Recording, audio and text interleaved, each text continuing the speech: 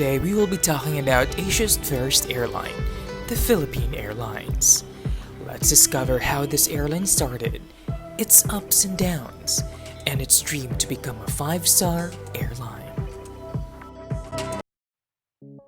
On February 26, 1941, Philippine Airlines was formally incorporated by a group of businessmen headed by Andres Soriano Sr. At that time, he was hailed as one of the Philippines' leading industrialists and served as the airline's general manager. Soriano and former Senator Ramondre Fernandez acquired a franchise of Philippine Aerial Taxi Company and renamed Philippine Airlines. The airline's first flight took place on March 15, 1941 with a single Beechcraft Model 18, NPC-54 on daily services between Manila and Baguio. In the 1960s, PAL entered the jet age, initially with a lone Boeing 707, later replaced with Douglas DC-8 aircraft leased from KLM Royal Dutch Airlines, used for long-haul international flights to Europe and the United States. A year after the declaration of martial law in 1972, Ferdinand Marcos, during his second presidential term, issued monopolizing decrees in the form of letters of instruction numbers 151 and 151-A, which were known as the One Airline Policy. PAL was the only lone surviving airline, absorbing Air Manila and Filipinas Orient Airways. On March 10, 1973, PAL was redesignated as a national flag carrier. 3 years later, the Philippine government renationalized PAL, with the government service insurance system holding majority of PAL shares.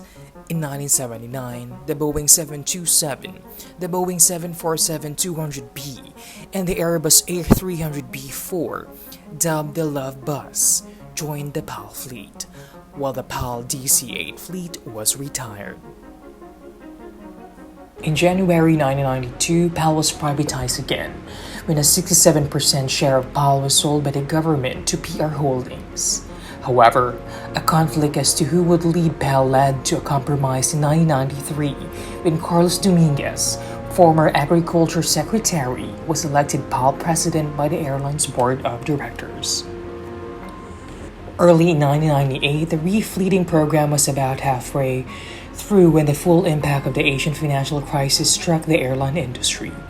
PAL pulled out of most routes and drastically reduced its fleet. In September, the airline suspended operations for 14 days as the Asian financial crisis took its toll. Operations were resumed on a limited scale in October. June 1999, a capital infusion of $200 million by Chairman Dr. Lucius C. Tan and his associates, followed by a rehabilitation plan designed to return PAL to financial viability, approved by the Philippine Securities and Exchange Commission, allowed Philippine Airlines to begin the climb back to full recovery. Let's fast track to the new millennium. After an EU audit team inspected the Civil Aviation Authority of the Philippines, the ban on PAL was lifted. PAL was the only Philippine carrier removed from the EU aviation blacklist, and in 2014, the Philippine status was upgraded to Category 1 by the FAA. As a result, PAL announced its plans to resume service to New York and start services to Chicago, San Diego, and Florida. After 18 years, Philippine Airlines returned to JFK, New York via Vancouver, with the longest service in PAL's network.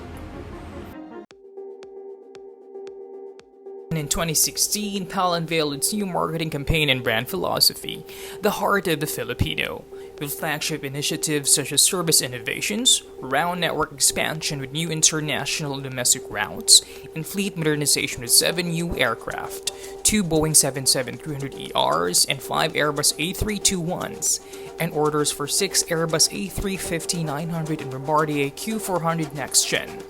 The airline aims to become a 5-star airline in 5 years. And in February 2018, Philippine Airlines was certified as a 4-star airline by Skytrax, joining 40 other well-renowned airlines in a prestigious category.